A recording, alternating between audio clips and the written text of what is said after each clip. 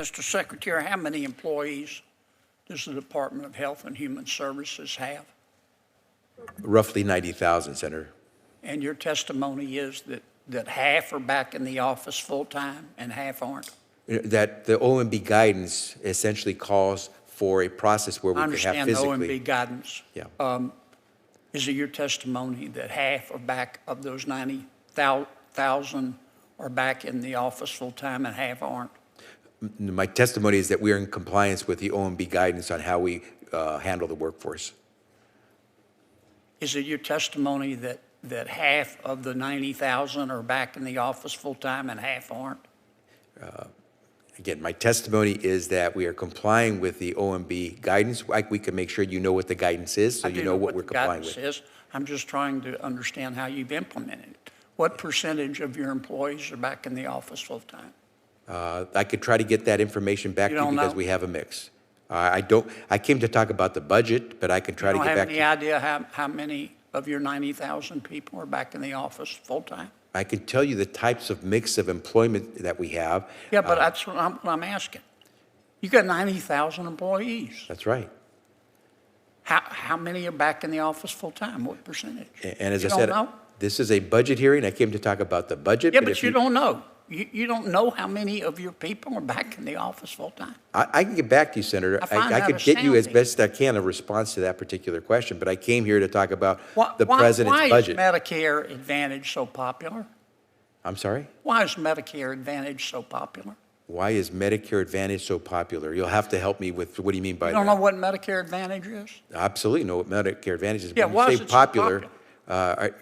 Is there some survey that you're talking about, or what? Yeah, I deal in numbers. Okay. About half of our seniors who qualify for Medicare choose Medicare Advantage, don't they? That's actually more than half. Okay. And why is that? That makes it popular, right? Medicare Advantage today, this is the first year that we've seen more individuals select plans in the Medicare Advantage. Why is it so popular?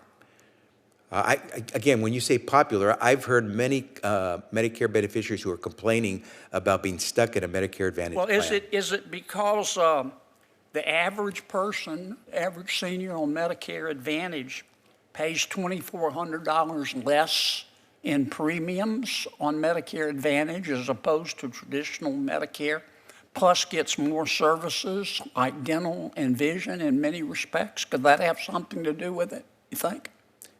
I'm assuming that you've seen some polling or surveys that give you some of those answers. I've heard many, many things, both good and bad, about Medicare Advantage. I've seen the facts.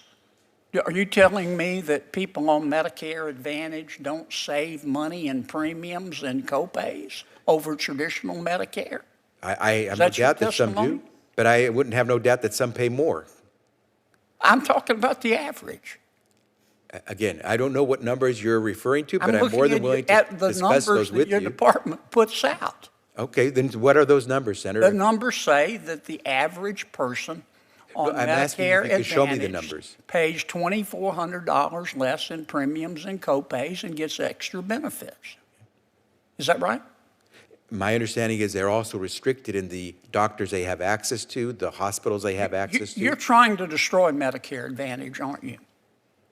We've actually provided an increase in funding for Medicare Advantage. No, you haven't. You cut funding in 2023 by 1.1%. That's absolutely incorrect. And next year you're proposing a 0.16% cut. And in fact, the Medicare. That's absolutely incorrect. That's not incorrect. That's absolutely incorrect. And in fact, the Medicare trustees. Senator, saying it doesn't make it true. The Medicare trustees said that you've lost your mind. My words, not theirs. Senator, saying something doesn't make it true. The dollar amount that we're giving to health insurance companies under Medicare Advantage. Are you telling me today increased. that you have not cut payments to insurers in Medicare Advantage last year by 1.1%? We are giving Medicare Advantage. Health insurance companies under Medicare Advantage are receiving more money this year than they got last year from Medicare. You cut them by 1.1%. That's not a cut, Senator. And you're proposing another 0.1% cut. In fact, I mean, you and President Biden say you will not touch a hair on the head of Medicare, but you're trying to destroy Medicare Advantage. Actually, the president's budget extends the life of Medicare beyond your and my lifetime. Look at the numbers. In 2023, under your watch, Medicare Advantage patients saw on average a 12% increase in deductible and a 5% The insurance companies did that, not us, Senator. And Florida and Utah and Wyoming saw their premiums go up 50%. Okay, Senator, blame the insurance companies, not us. Because you cut the payments Senator, to the we did insurance not cut. companies to drive them to traditional Medicare where you can control them better. Isn't that the case? The fiction you're propounding doesn't resolve the issue that we have every year so far under this administration increased the funding for health insurance companies who offer these managed care Medicare Advantage plans. Thank you, Senator Kennedy. Now I'll recognize Senator Hyde-Smith. Thank you, Madam Chair, for your indulgence.